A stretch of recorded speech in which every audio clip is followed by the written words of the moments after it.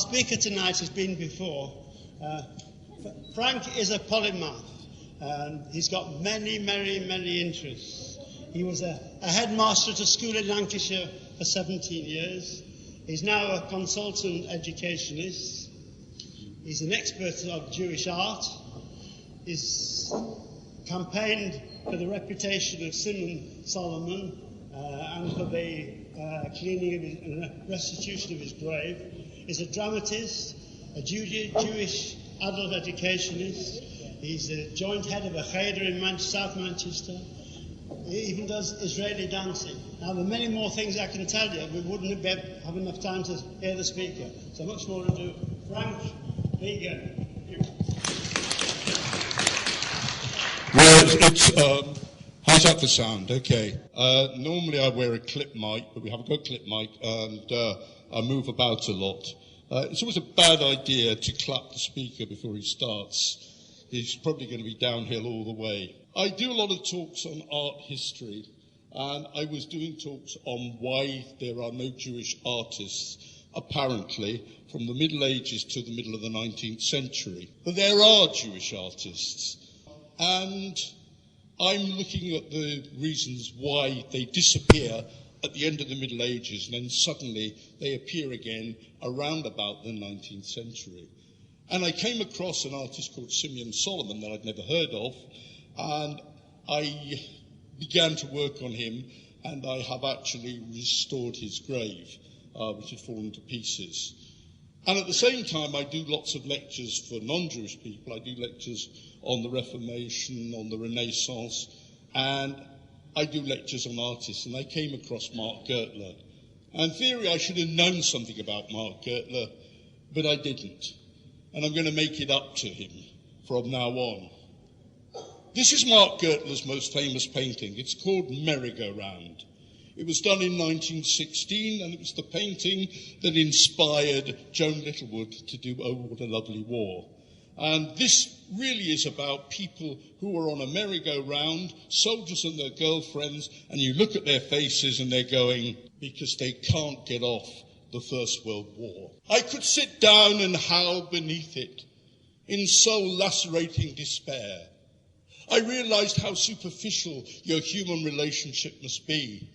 What a violent maelstrom of destruction and horror your inner soul must be. It is true, the outer life means nothing to you, really. You are all absorbed in the violent and lurid process of inner decompositions, the same thing that makes leaves go scarlet and copper green at this time of the year. It is a terrifying flame of decomposition. Your inner flame. But dear God, it is the real flame enough, undeniable in heaven and earth. This speaker said this about this painting. It would take a Jew to paint this picture. It would need your national history to get you here without disintegrating you first. I must say, I have for you in your work reverence. The reverence for the great articulate extremity of the art. And who said it? D.H. Lawrence. This is D.H. Lawrence on this painting. I'm going to take you through Mark Gertler's life, and I'm going to look at his work at the end. I'm probably going to go on for about an hour, and there'll probably be time for some questions at the end. I hope so. I do not come from Leeds. I was married here in Sinai Synagogue, but I don't come from Manchester either. I come from London. I come from the shtetl of Notting Hill. So I'm a Notting Hill boy. And when I was 9, 10, 5, 4, my dad used to take me to see my Bubba and Zeta every other weekend on a number 15 bus. So for you Leeds people, I'm going to tell you something about the East End, because this is where Mark Gertler came from. When I was 9, I thought the East End was enormous. I thought it was giant. But I was wrong.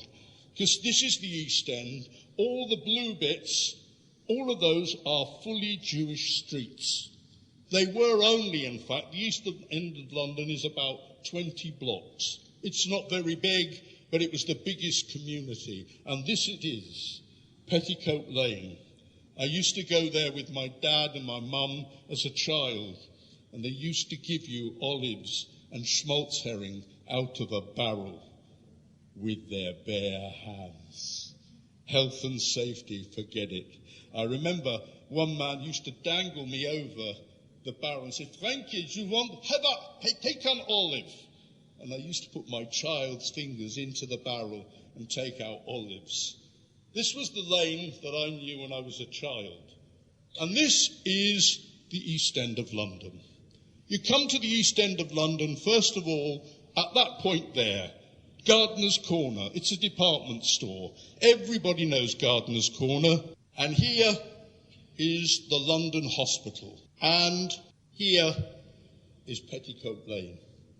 Now, it's not a lane. In fact, Petticoat Lane is two streets, Wentworth Street and Middlesex Street, and it's up on that point there. And that is the Whitechapel Art Gallery, and you can see it up there. And finally, the Jews' burial ground. Now, something really strange and interesting about Jewish burial grounds, they're never anywhere near the community. It's as if we don't want to know about them. They're always some way away. That's so here, it's so in Manchester, and it's the same in London. But this is the East End. And this is where Mark Gertler comes from. He was born in Gun Street, and the family move around. And they move around to Sion Square, then to Lehman Street, then to Spittal Street, and then finally Elder Street. And you'll notice they always moved all the way around Commercial Street. In 1886, his mother and father come from Austria-Hungary. They originally came from Austria-Hungary. It becomes Poland later on. It's one of those areas, like my grandparents came from Bessarabia, that 1 minute it's Russia, the next minute it's Poland. Mark is born in 1891 in Spitalfields, the youngest of 5 children. And this is Gun Street. It has not changed since he was born. His father, unfortunately, was pretty useless, like many of the men of those days. My grandfather was a gambler. My grandfather was not that good. My other grandfather worked hard, but one of my grandfather was a do-nothing-nick and wasn't successful. And Louis was a failure. He failed in the fur trade. How anyone can fail in the fur trade tells you how bad a businessman he was. He fails, and he takes the whole family back to Poland. So Mark's born in London and ends up in Poland in 1892, where Louis becomes an innkeeper. There was a very, very popular occupation for Jews to be innkeepers. But I'm afraid Louis was not good at that, and as a consequence, he clears off. He leaves his family in Poland, and in 1893, he goes to America, promising that he's going to make the fortune. He does not make a fortune in America, and in 1896, he sends for his family to London. So Mark comes to London, and in London, he goes to Cheder. Now, Cheder, as you may or may not know, is not particularly educative place. I'd like to think it was. My Cheder experience wasn't. Then I wasn't a very good child either. But I spent most of the time outside the door with a Mr. Epstein who used to push me out the door, probably because I threw itching powder in his hat. I did that. And then I remember going out like this. And what did I do? Max, very unedifyingly, does go to Cheder. It's the only education. And you need to realise that his education is severely limited because his family only speak Yiddish. And they're surrounded by families who speak Yiddish. And so until the age of 7, Max Gertler's only language is Yiddish. It's his first language. My Bubba and Zeta, I can remember going to the East End. They did not speak English at all. They used to speak to me in Yiddish. And I learnt Yiddish very, very quickly. I learnt Yiddish for two reasons. One, because I would have starved if I hadn't. Because they would say, "Die wisst ein bisschen essen?" And you said, "Yeah, I do." And then they asked you what you wanted. But the thing that really made me learn Yiddish was those immortal words, "Red nicht vor den Kleinen," which means don't speak in front of the child. The minute you heard "Red nicht vor den Kleinen," you learnt Yiddish. Max had to speak Yiddish, but then one day the board inspector turns up at their house and says, "Your son has not been to school. He has to go to school. He has to go to the board school." And in 1897 to 1906, he goes to the board school. And at the board school, he is trained just to speak English, just to do basic maths. But his head teacher recognizes that Max has talent. He recognizes that he is quite good at drawing. And so Max spends much of the time inside the head teacher's office drawing. There you are, Max at his bar mitzvah. The other thing is, he's not called Max originally. Originally he was called Max. It was originally called Max. But when the board inspector comes along, he asked, "What is the boy's name?" And his mother, of course, who doesn't speak very good English, said, "His name is Marx. And he writes down Mark. So he goes from being Max Gertler to Mark Gertler. And this is the kind of school he goes to. From an early age, Mark draws on the pavement, like a pavement artist. And at the age of 9, he gets his first set of paints. His talent is encouraged by his family. And this is his mother and father. And this is a painting he does around about the age of 15. And one of the things that you will realize is that artists in the East End cannot afford models. Models are the most expensive thing that you can buy. So you can't afford models. So what Max does is he uses his family, and this is his brothers and his sister, and that's his mother. More about her later on. Here are his family. He's popular at school, and he takes in everything of music hall life. The music hall is really popular, and this is Wilton's music hall. Now, the thing about music hall is there is Yiddish theatre and there is Yiddish music hall, but Wilton's is where everyone goes. And one of the things you'd probably say about this picture is that's very odd. It looks a bit like a synagogue. And it does. It certainly looks like the one I remember. And that's the other side of Wilton's theatre. There is the stage area. And the whole of the East End have to make their own entertainment, the English music hall or the Yiddish theatre. And the English music hall, of course, has got singers like Mari Lloyd. But there is the Yiddish theatre. And there are about 6 or 7 different Yiddish theatres all over the Little East End. And Max and his friend spend a lot of time there. So Mark Gertler is brought up in the East End. His original language is Yiddish, and he spends time developing there. In 1906, he knows he wants to become an artist. And so he goes to Regent Street Polytechnic. Now, one of the problems for Jewish would-be artists is they cannot afford to go to an art school. And then you also have to realise that Mark has been taken out of school at around about the age of 13, 14. So he has a very basic education. And having been taken out of school, like many of the other Jewish artists of the time, he's apprenticed to something related to the art world. And in this case, he's apprenticed to Clayton and Burl, the stained glass window makers. He does not like working there because he has no originality. His job is to copy. But there he is at Regent Street Polytechnic. Now, the good thing at Regent Street Polytechnic is that he comes under the influence of the principal, Mr. Gaskell. And Mr. Gaskell recognises that Mark has unbelievable talent. So he says to Mark, my boy, you need to develop your experience. And I want you to come with me. And he takes him on the first of several trips to the National Gallery. And at the National Gallery, he walks Mark around.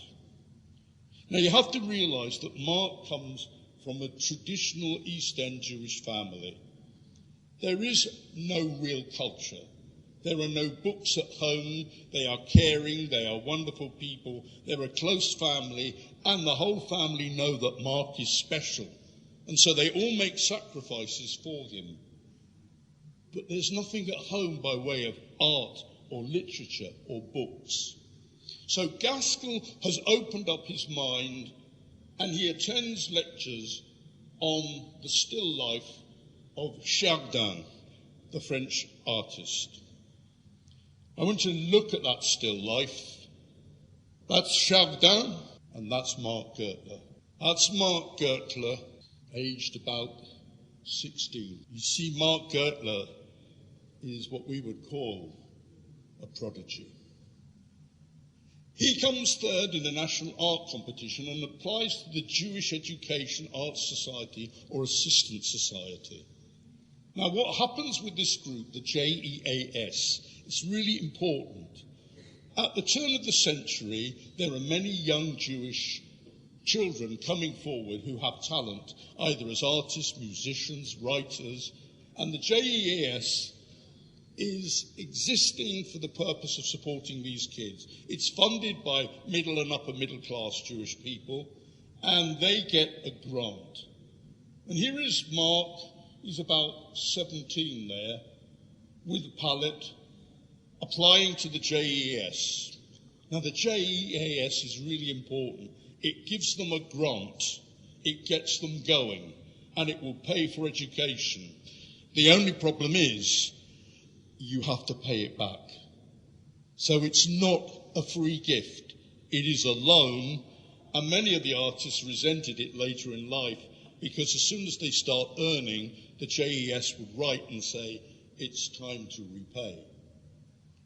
But fortunately for him, in 1908, one of the chief members of the JES, William Rothenstein, who becomes A, one of the most famous Jewish artists of the day, B, director of the National Gallery eventually, Rothenstein suggests that Mark should join the Slade School of Art.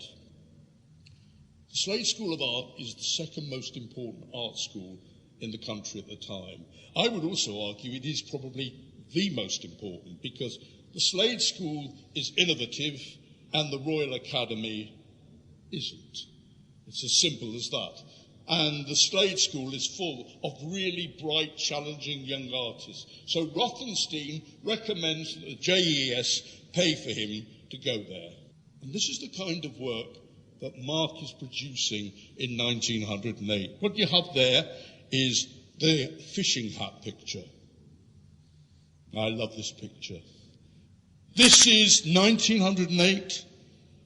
It's called A Still Life with a Bottle of Benedictine. That is as good as a Dutch master. But I don't call that Still Life with a Bottle of Benedictine. I would call that Still Life with a colour. You see, one of the things you need to know is he has no studio. Everything is done in his mother's kitchen. Now, I think I need you to know what a kitchen is like, because an artist should have a studio. An artist should have somewhere bright and light.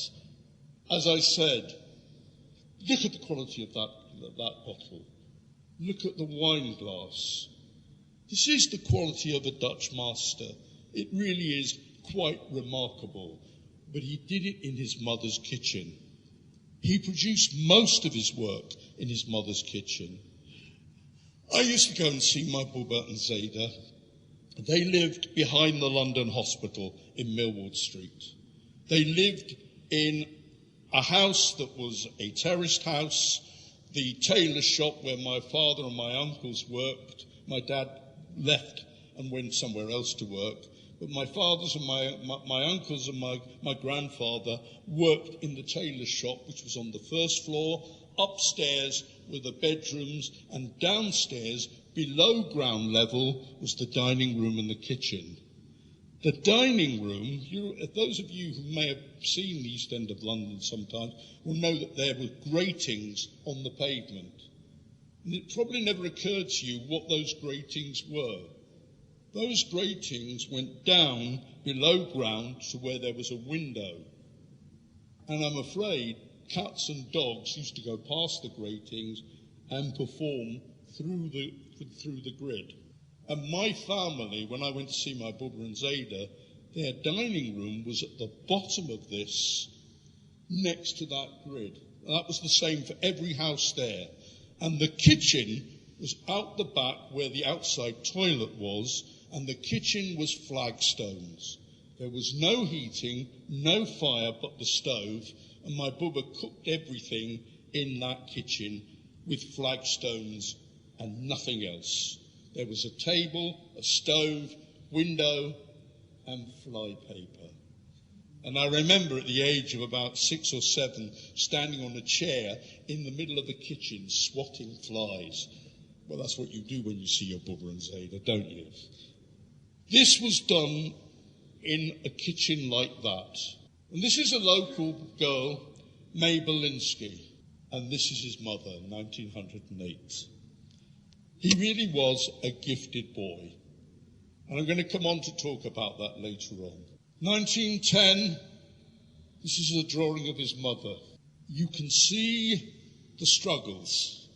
You can see the life. You can see the quality that she has lived. 1911, his sister in her finest clothes. And then he experiments with styles. This is a modernist style of his sister. And I want you to hold on to this picture. This is a picture of an old man in 1913. Again, I remind you, the only things that Mark had at his disposal for models are local people, or people he would stop in the street.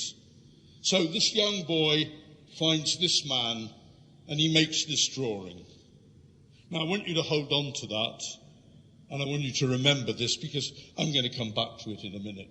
And this is a picture of his mother across the kitchen table. This is their food. There's not much there. Fish, onions, vegetables. I'm not sure what that's doing there. I know something about this. In Notting Hill, I used to go to a Jewish school, and then I'd go home. And because we had an extended family, I would go home every day from my primary school past my great-aunt Sarah, Tante Sarah. When I went into my Tante Sarah, that's what I saw. This is what she looked like. She was cooking every day I went in. She had a family of 6 older children because they were much older than me. It was my mother's aunt. It wasn't really my aunt. It was my great-aunt. And she used to say those immortal words, "Thank you, was wissen Sie zu essen?" And she would give me, by the time I got home, I never ate my dinner, because I ate her. Every time I went there, there was a saucepan with the lid on, and on the lid were 3 pears poaching every day, and they'd gone purple.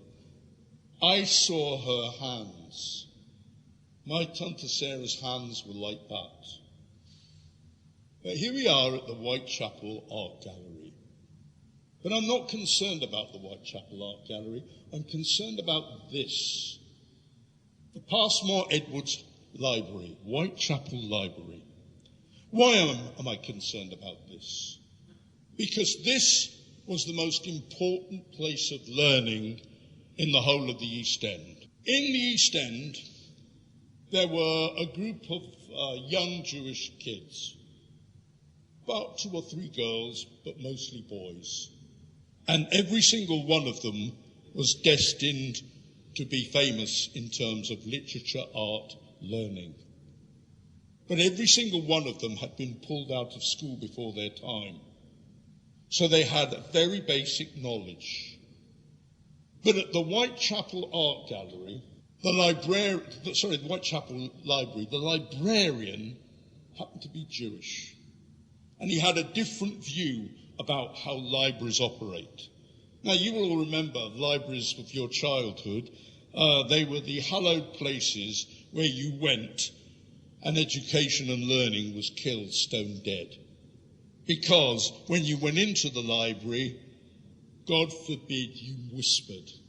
As soon as you said a word, if you took a book out too loudly, someone would go, shh, shh. This library had a Jewish librarian who was way ahead of his time. And to this library came a number of important young people. Joseph Lethbridge, John Rodker, Samuel Winston, the artist who became Weinstein, David Bomberg, Mark Gertler, Clara Bimberg, and that's Clara and her husband Samuel Weinstein, Morris Goldstein in later life, Mark Weiner, the caricaturist, that's J.D. Hertz, and from Leeds eventually, Jacob Kramer, who found his way to London, Lazarus Aronson and Sonia Cohen. These kids were known, unfortunately, as the Whitechapel Boys. There were girls, but they are known as the Whitechapel Boys. They are extraordinarily gifted and extraordinarily limited because every single one of them had been pulled out of school too soon.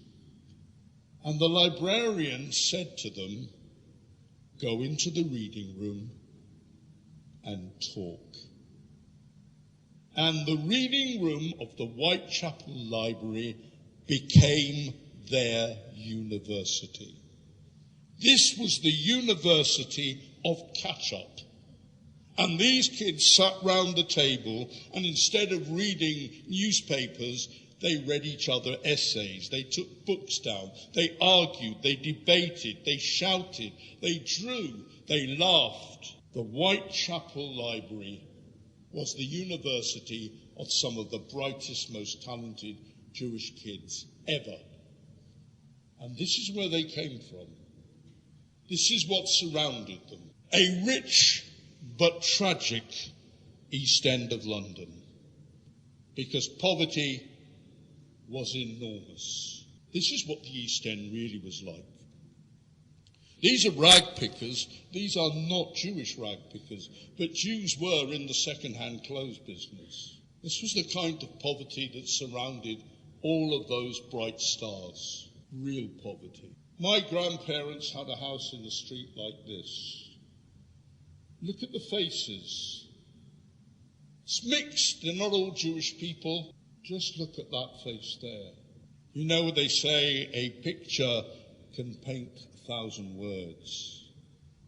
Well, there's 1,000 words for the hardship that poor woman must have seen and will go on to see. But a very large number of these young Jewish bright stars find their way beyond the library, because at least half a dozen of them are talented artists, and half a dozen of them go from the East End to this. It's in Oxford Street. It's off Oxford Street. It's the Slade School of Art at London University. And there, Mark and his friends come across some of the most influential artists and professors and lecturers of their day. These are all the artists. I describe this as the East End coming to meet the West End.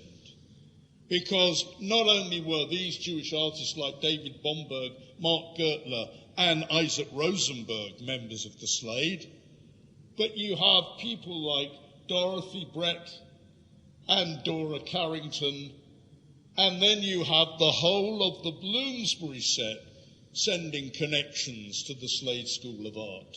And Mark and David Bomberg, who is a very bad boy, I'll come back to him in a minute, Mark David Bomberg, Isaac Rosenberg, mixed with Lytton Strachey, Ottilie Morell, Virginia Woolf, Aldous Huxley, Roger Fry, John Maynard Keynes, Vanessa Bell, Lytton Strachey, Bertrand Russell, Lady Ottilie Morell, E.M. Foster. All of those people meet with these young Jewish people at the Slade School of Art, and I describe that as East End meets West End. And this is their famous Slade School outing. There's Mark Gertler at the front. That's Mark. Naughty David Bomberg. These are Professor Brown and the other teachers. There's Carrington. She calls herself Carrington, not Dora. Carrington. And there is one person who is actually not quite on the group. He is, but he isn't. And I'm going to diverge a second for you, because it's this character here. This is Isaac Rosenberg. Isaac Rosenberg, one of the greatest English war poets. Isaac Rosenberg, who actually was a talented artist as well. Isaac Rosenberg, who didn't know whether he was going to be an artist or a poet, and struggled. And you'll notice that Isaac Rosenberg is separate from the group. That's where he's at. He's very ill at ease with people, and there's something you need to know about Isaac Rosenberg. My father was brought up in the East End of London, and my father had an East End of London accent, which is a Cockney Jewish accent. He never lost it all his life, and it was very, very noticeable. This great poet, who wrote some of the most nostalgic, tragic pieces of war poetry and talked about a sardonic rat, he spoke with an East End Jewish accent. Not only that, he had a speech defect, so he tended to stutter as well. He was an outsider. And I think, to an extent, all he wanted to do is talk about poetry all the time. He was on what we would call the spectrum. I think he's probably, to a degree, Aspergic. He found it difficult to empathise with people, and he was looked after in that group by Bomberg. Someone actually once said some really nasty things to him. They picked on him. We're talking about a genius, of course. Someone picked on him, and Bomberg turned round and just floored them. Bomberg was wont to go to fists. And although he's sitting here next to his professors, there was an occasion when Professor Brown leaned over to correct Bomberg's work, and Bomberg stood up, took his palette and smacked Brown round the head with it. Bomberg was asked to leave. As I said, a very active and naughty boy, the bad boy, but obviously, again, one of the most talented of his age. And there they are then, the Slade School of Art. These are the artists that Mark Gertler came in contact with. Vanessa Bell, Dorothy Brett, and this is their work. That's the Bloomsbury group, that's Ottilie, and that's Lytton Strachey. Dora Carrington. This is Carrington's famous picture of Lytton Strachey, who wrote Eminent Victorians. And I have to tell you, those hands are real. They are right. He really did have fingers long like that.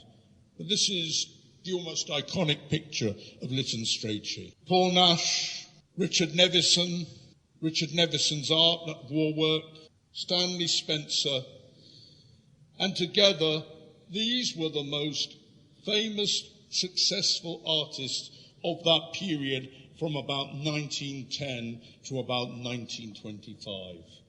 And together this whole group, including Mark, are sometimes nicknamed the Crisis of Brilliance. Here he is, age 19, with a piece that won him a competition. It's called The Return of Jephthah, and he's got a friend to take this at the top of the roof of his mother and father's house in the East End of London.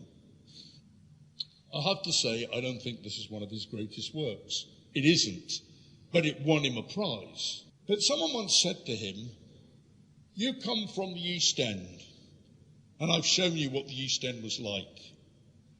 So how does this boy come from the East End to this? The Bloomsburys, as my Bubba might say. Was ist das für a Chochmah? How does an East End boy, how does any of them get into this?" And I have to say to something before I go on about the Bloomsburyites and the Slade School. The reason I told you about Isaac Rosenberg is because Isaac Rosenberg basically was what you were. He was Jewish, he was from the East End, had an East End Cockney accent, he stuttered, he was nervous. Mark Gertler wasn't. Mark Gertler was charismatic, he was bright, he was entertaining, he had too much to say for himself. But when he arrives at the Slade, for the first few months, Gertler says very little. Isaac might have spoken a bit, but Gertler says nothing, because Mark Gertler's, one of his talents was he was a mimic, and a brilliant mimic. And he spends the first few months listening to the other half of the Slade, the upper middle classes. And then finally he breaks his silence in their accent, not speaking like an East Ender, speaking like them. Mark Gertler was a chameleon. He could blend in, and so for that first period in the Slade, he keeps back to himself, learning, watching, deciding what he needs to do. Now, the thing about Mark Gertler that I think is so remarkable is, unlike some of the Jewish artists I've looked at, he literally sticks with Jewish themes from the beginning. He moves out eventually, but his early work is Jewish-rooted. These are his only models. This is what he's got. So here you've got this wonderful picture of the artist's mother in 1913. I am painting a portrait of my mother. She sits bent on a chair, deep in thought. Her large hands are lying heavily and wearily in her lap. The whole suggests suffering and a life that has known hardship. It is barbaric and symbolic. Where is the prettiness? Where? And look at those hands. They are not mispainted, they are as they are. This is a life of hardship, a life of difficulty. This is Louis and Golder again. It's called The Apple Woman and Her Husband. It's 1926. And this is his brother and sister family group. And he sticks with the Jewish theme. In 1911, he goes to a nearby synagogue and gets these men to pose for a painting that he calls Talmudic Discussion. And I grew up in Notting Hill. And I remember seeing old men sitting at the back of the synagogue talking just like that. But here we come to what I regard as one of his finest and most delicate and sensitive pictures. It's called The Rabbi and His Grandchild. It's 1913. He's in his early 20s. You remember that picture I told you to hold in your heads, the old man? That's it. Now I'll tell you something even more unusual. This is not genuine. This never took place. They were never together. These are two separate studies that he's put together. The rabbi and his grandchild. But I want you to look at it really carefully because it is a masterpiece. You know what Jewish people are like. You know, I spent all my life growing up with people going, Frankie, pinching my cheeks. It's a wonder that Jewish people don't end up with cheeks outside, either side. This is not happening here. What is happening, first of all, it's called The Rabbi and His Grandchild. First thing you should notice is he's not looking at her. He's looking over here somewhere. And it gives the picture a pathos, and it gives the picture an atmosphere. Another painter would have painted the rabbi looking directly at his grandchild, and the word that you would use in Yiddish is "and kvelling." And he's not. He looks away. But the real masterpiece is what he does with his hands. No pinch of the cheek, one finger under the chin. Just one. If there had been two, it would not be the same picture. If it had been the whole hand, it would not be the same picture. And if he had looked at her, it would have ruined the picture. This is not just fantastic painting, it is remarkable draftsmanship. And it is, I think, one of the most sensitive paintings you are going to see. It is delicate, it is sensitive, and it is loving. Again, he used his family for a title which is unashamedly called Jewish Family. And in a modernist style, there's his brother Harry with an apple. But I love this picture. I love it because it reminds me of my Bubba, who always wrung her hands like that sometimes, and my Aunt Sarah, my Tante Sarah. Those are the hands of a Jewish mother, and the face, and the eyes, and her best clothes, and there's the close-up. One of the things that is really most difficult for most artists is painting hands. Even some of the greatest artists in the world just fall backwards when it comes to what you're going to do with hands or feet. Mark Gertler had just nailed it. I love this. This is called The Rabbi and the Rebbetzin, and you can see the influences of Cézanne. And this was purchased by Sir Thomas Beecham. And I love it. It's in a completely different style. It's in the modernist style. He's got the rabbi with his arm interlinked round the Rebbetzin. And once again, there's the challah on the table. But I love this. I'm going to say I love everything, and you'll be really fed up, but I do. I think this one, 1914, The Fruit Sorters. This is that notion of people going out of London and working on the outskirts, picking apples, picking hops, doing that kind of thing. These are ordinary working class people. Look at the muscles and the tone on that figure, and look at these two girls with the Carmen Miranda hat. You know, I just think that is so strong to paint. But this painting, in a completely experimental style, this painting finds its way to an art gallery.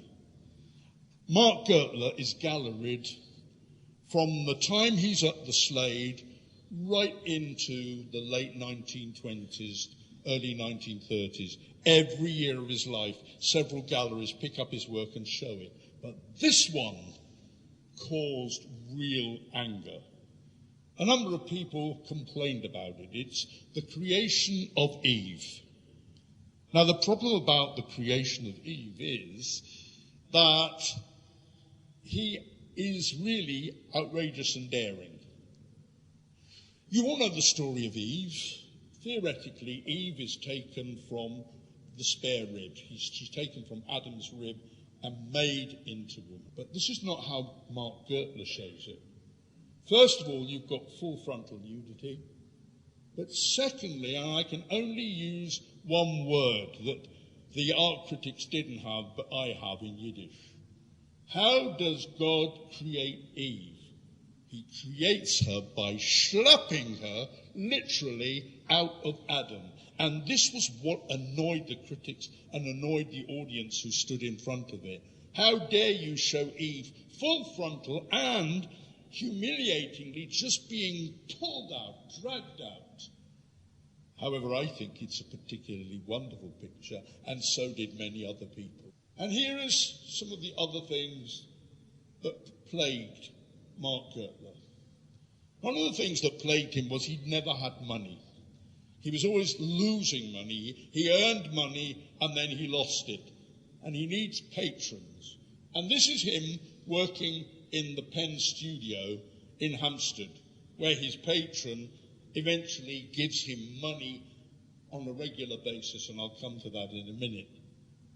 And this, again, you all know the Arnold Feeney painting of the couple who may or may not be the Arnold Feeneys, who may or may not be married, who may or may not be pregnant, but you all know the convex mirror in the background. All artists at some stage after the Arnold Feeney picture try to do this mirror. And I want to be absolutely honest with you, because I have not come here to whitewash Mark Gertler and say Mark Gertler was brilliant at everything he did. I don't think this is his best painting. I don't think this is really wonderful. But I do think that this and this and this and this are wonderful. This was meant to be the central part of Mark painting, but I think the still life itself, particularly this flagon here, is quite devastating. Here is his self-portrait in the Penn studio, and here is the Costa family on Hampstead Heath. And there is Mark painting the Costa family. So you can see how very, very big this painting really is. It is at least about 5 foot by 4. And there is another picture of his sister, the Costa woman. I am trying to raise money to restore Mark Gertler's grave, which is in a parlour state. Mark Gertler had a young son called Luke. Unfortunately, I never got to meet him. Luke died a year before I got involved in doing this. But I did meet Luke Gertler's partner, Francis Guilfoyle. And I met Francis, and he's a really nice man. And I went to his house because he and Sarah, who is his biographer, Sarah McDougall, I needed their approval to go ahead with this project. So I met Francis and I went to his house. And his house is literally full of paintings from all over, because he and Luke were both involved in the art world. Luke worked for the BBC as an archivist. So they had all sorts of stuff all over there. And I spent a day with Francis, and I collect antiques and paintings and stuff like that. And I was just bowled over by what I saw, because it's a small house in Queen's Park in London. It's a terraced house, and every single wall is covered with paintings. There were hundreds and hundreds of paintings. And I behaved myself till I got to the end. And we really hit it off, because we were both bonkers, Francis and I. And I said, Francis. And that's a picture of Golda and Louis. That's a Gertler. And I said, Francis, can I take a picture? He said, yeah, go on. And then suddenly something caught my eye right down on the floor. And then I said a rude word. It was 4 letters. Not the worst word, but one of them. And I just went, oh! And he said, what? And I pointed to the floor. It's the Costa woman. This painting's worth several £100,000 now. And I said, it's the Costa woman. And I took a picture of it. Obviously, Luke and Francis didn't have any children. And this has been packed up, ready to go to their godson. So that's what it was doing there. But I couldn't believe it, because I was standing with my back to it, and I turned around and I suddenly saw the Costa woman on the floor, and I was totally bowled over. Very quickly, this is Dora Carrington. She was at the Slade, and we have what I would describe as a very toxic love affair. He absolutely loved her to pieces. She sometimes loved him, sometimes loved other people, sometimes mostly loved herself. I'm not very enamoured of Dora Carrington. She's a gifted artist. This is Mark's painting, drawing of her. and this is her drawing of him. The two were enamoured of each other. Unfortunately, he was more enamoured of her than she was of him. And there are her letters that you read between them where he says, can I make love to you? Can we go to bed? Can we be together? Yes, you can on a Thursday. No, I've changed my mind. No, not this month. It's a terrible relationship. It's toxic. And then he says, I can't be with you. You're with this other artist. She says, I don't want to be with you. And it goes on. It is a very, very difficult relationship. And it goes on for years. And they constantly write to each other. But it is thwart. This is the two of them together. And this is his famous painting of Carrington. And this is her painting of Lytton Strachey. And this is the problem. Because, in true Bloomsbury tradition, you know about the Bloomsburys, squares, circles and triangles, he is gay. He is not. He quite liked him. As soon as he found out that was possible, he was horrified, runs away. He likes her. She likes him. He is gay. Oh, you can see what's happening here. It's a doomed relationship. She is desperately in love with Lytton Strachey. He actually proposes to her and then takes it back because he realises he's gay and they can't live together. Well, they do live together as it happens, but they can never be married. But this whole relationship is difficult, and he eventually finds out that she is living with Lytton Strachey, and that nearly destroys him. And here's an equally difficult relationship. This is Dolly Henry and John Curry, friends from the Slade. John Curry, Irish artist, quite brilliant. This is them on holiday. Dolly is his mistress and his lover and his wife, and he finds out that she has been going with somebody else. He gets a gun, he shoots her, and turns the gun on himself. Total tragedy. Brilliant man, and Mark Gertler has lost friends. He has other friends. Kot, Samuel Solomonovich Koteliansky. That's Kot there, and this is a group of writers. Mark at the back there. He is one of the major translators of Russian literature into English for English publishing houses. But here's another friendship that is really difficult. He meets Gilbert Cannan. Gilbert Cannan is introduced to him in 1913. Cannan is a lawyer. He's a barrister. But he wants to be a literary man. He wants to be a writer.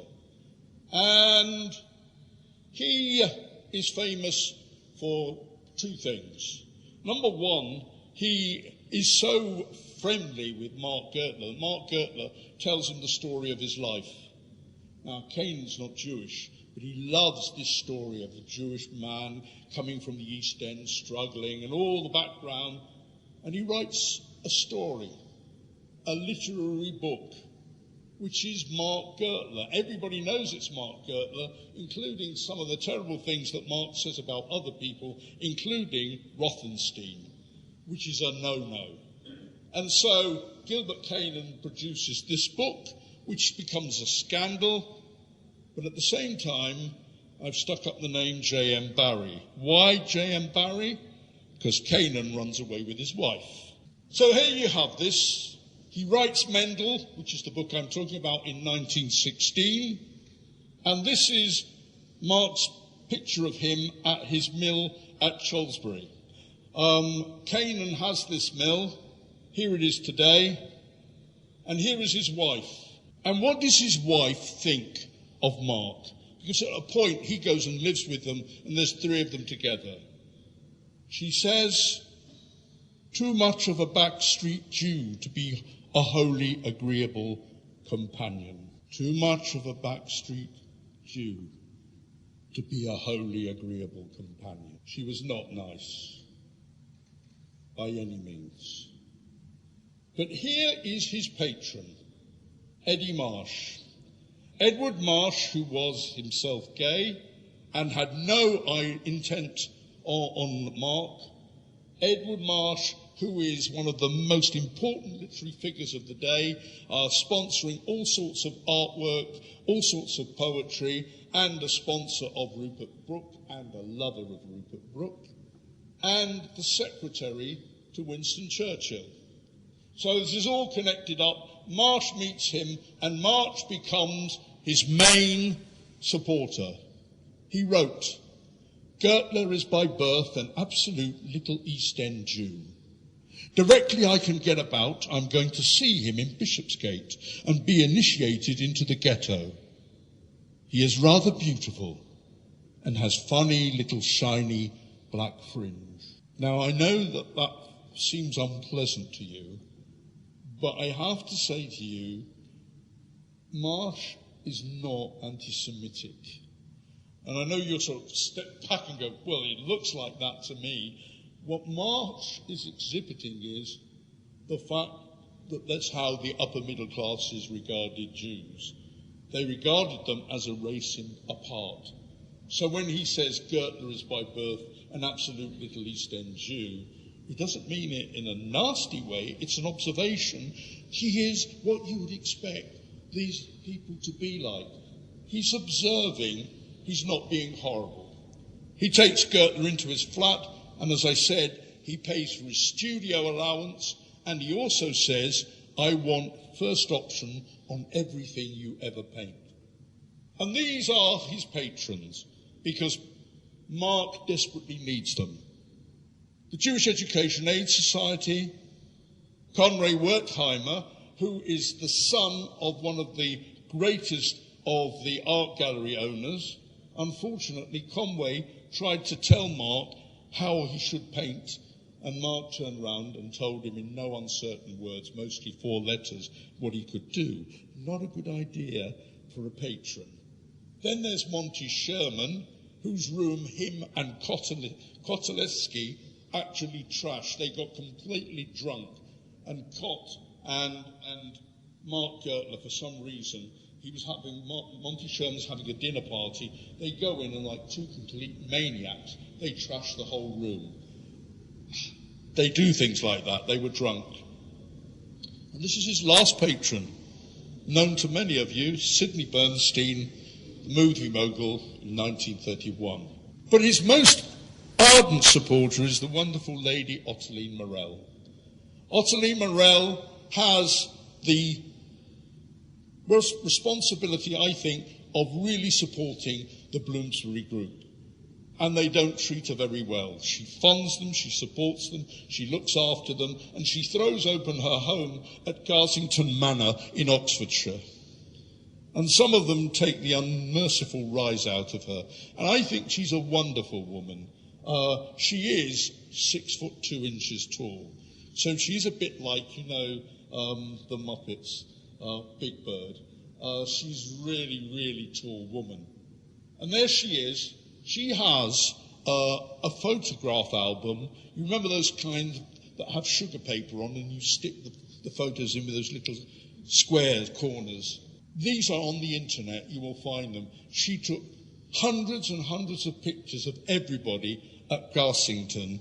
And they were all the Bloomsburyites, because they all move off from Bloomsbury in the summer and all turn up there. That's Ottilie, and that's Mark. And there she is. Look, she's not beautiful, but I think she's attractive.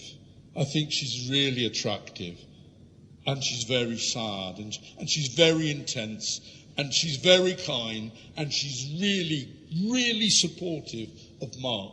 And that's what Augustus John does to her. And I think that's cruel. That's really mean. She didn't deserve it. She was a wonderful woman. And I'll just tell you one story about Ottilie. She goes to visit him in his mother and father's house in the East End, because he has a studio initially upstairs in his bedroom. And she turns up. You need to know what those houses are like. They're ever so small. And she turns up to this 3 floors house in the East End of London. Imagine this woman turning up in those streets that I showed you. She turns up and she's 6'2", And she happens to wear hats with enormous ostrich feathers. So she's now 7 foot tall. And she goes into the house, and she gets into the house and goes up the stairs to the very top. And she takes it all in good faith. And she's really sweet and kind about the whole experience. But look what she's written here. The 2 Jews, Siegfried Sassoon and Mark Gertler. And again, I have to repeat, she's not anti-Semitic. She loves these boys. She loves them like a mother. But she's describing what she sees. These are the 2 Jews. But I know we find it offensive and you find it difficult. But she's not an anti-Semite. She said to him, if you don't find it hard reconciling your home life with the life you live at the Slade and Mr. Eddie Marsh. And he admitted, I could not but feel antagonistic to the smart and worldly, while at the same time I feel depressed by the want of cultivation of my people. She understood that it must have been hard for him to come from the East End to this, because at Garsington, these are the people that Mark mixes with. John Maynard Keynes, J.B. Priestley, Aldous Huxley, Leonard Woolf, Virginia Woolf, Vanessa Bell, T.S. Eliot, A.P. Herbert, Bertrand Russell, V.S. Pritchard, Thomas Hardy, D.H. Lawrence, Prime Minister Asquith, Siegfried Sassoon, Charlie Chaplin, Dorothy Brett, Catherine Mansfield.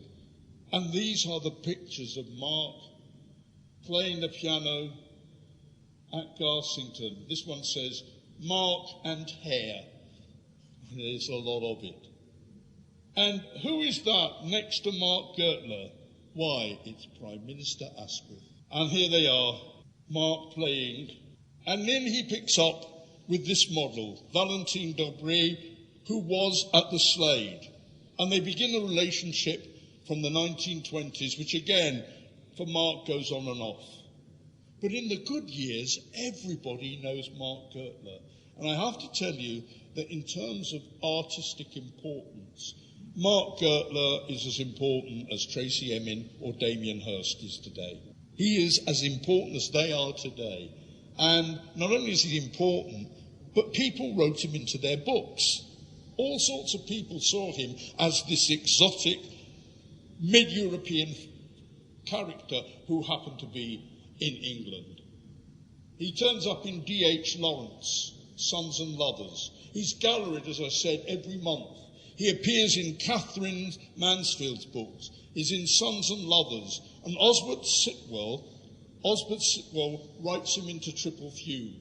And this is what Sitwell wrote. A real Whitechapler, such an extraordinary looking man, has led such an interesting life. He brings a whiff of the East End, reminding people of the French and Russian revolutions, pleasurable excitement. My Bubba would say, "Vos face the Goyim." But that is how they saw these people. And, oh yes, this is Mark Gertler, this is Ottoline, and this is T.S. Eliot. I believe my age to be a critical one. I feel from now to 40 to be, as it were, my last chance.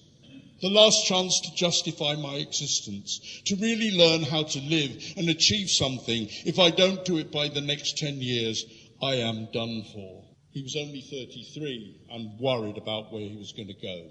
But in the end, tragedy strikes Mark. And Mark is dogged by tragedy. He's also dogged by his inability to make money or hold on to it.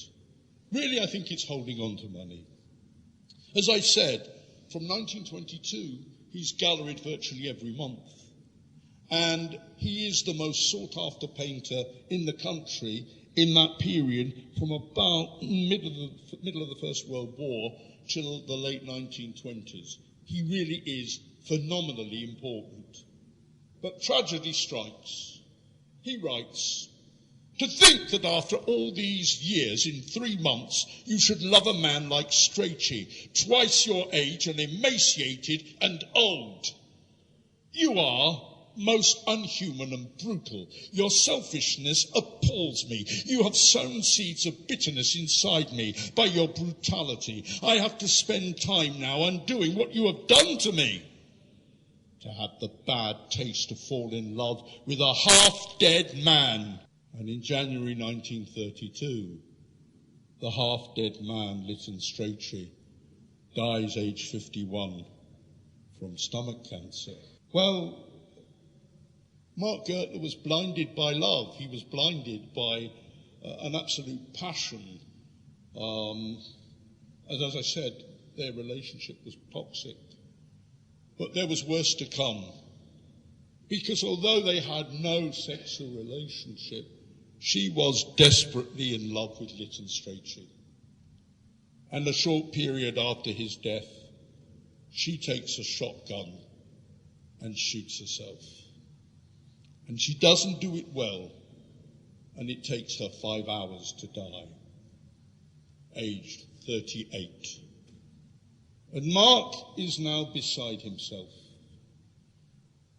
And I want you now to look at some of the problems he had, mostly in terms of health and money problems. In 1920, he's diagnosed with TB. He goes to a sanatorium in Scotland. He goes to the Mundersley in Norfolk in 25, back to the Mundersley in 29. His friend Catherine Mansfield, the writer, dies. D.H. Lawrence dies. He is mortified. He has depression. I think he may well have been bipolar because Mark was capable of great elations and great depressions. He relies on his brothers, his people. I want to say something to you about this word, my people. We do not mean my people, the children of Israel. It's not that, my people. It's a term that's used at that point in the early 20th century where rich people would say to each other, I wanted to come and meet my people. My people just means my family. And his people, his brothers, were really good to him. Time and time again they bailed him out, but eventually, I'm afraid, they go bankrupt permanently themselves. So Mark has got no money coming in, and he will not do the one thing that matters. Hundreds of patrons want him to paint. They want him to do portraits. But Mark is that kind of romantic artist that you read about. I only want to paint what I want to paint. You can't make a living painting what you only want to paint unless you are Francis Bacon or Lucian Freud. And Mark was going in that direction, but he had problems. He had advances from galleries, but eventually he falls out of fashion. The modernists take over, and he has to teach in the Westminster School of Art. He meets another woman called Marjorie, and Marjorie, his new wife, his first wife rather, overspends. They live beyond their means, they go abroad for health, and in 1936 he goes to the Mundersley and attempts suicide. He cuts himself. They patch it up, they don't cover it up, they patch it up and they bring him back to health. It wasn't the first time that Marx tried to commit suicide. He once intended to shoot himself, and he went to the gunsmith shop, but the shop was closed, so he walked away. Who knows what might have happened? It might have come tragically soon. However, his life is thwart. He won't do the commissions, and as I said, in 1925 he meets Marjorie Hutchinson. They begin a relationship. She is an ex-student of the Slade and a model. They marry in 1930. Their son Luke is born 1932. And they, like the Bloomsburyites, have an open house on Thursday evenings. And all of the important artists in London come to their open houses. The biggest tragedy, I think, of all is in 1938, Ottilie Morell dies. Ottilie Morell's really important to him. She supported him. She is like the upper middle class nobility mother that Mark could never have, but she looked after him and cared for him. But tragedy continues to dog Mark, and in 1938, he and Marjorie agree to part. Luke is sent away for education. He's sent abroad to a boarding school in Switzerland. And then Mark is told that he will lose his job if the war comes. So here we are, one of the most populous teachers being told that his job at Westminster is in jeopardy and there's a chance he's not going to have an ability to earn money. Depression sets in 1938 and 1939. Radio JCOM. This is your Leeds Jewish station, Radio JCOM.